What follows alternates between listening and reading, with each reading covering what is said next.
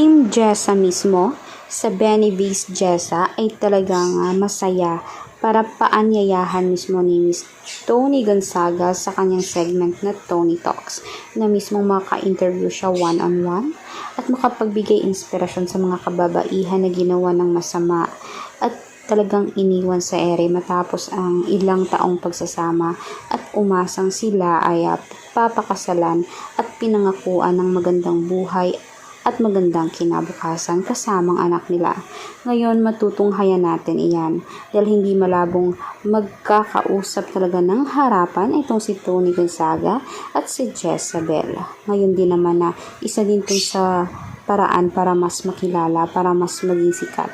Akalain mo parang instant sikat nga naman ang labas nito.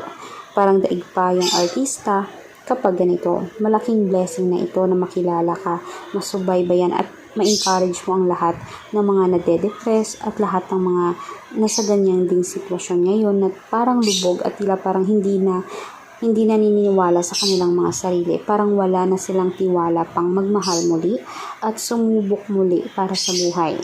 Kasing buhay parang sugal lang din yan eh.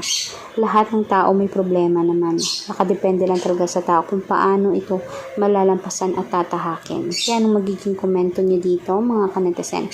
Agree din ba kayo? Kaya huwag kalimutan mag-subscribe, i-click ang notification bell para lagi kayong updated sa ating future trending videos. Maraming salamat po.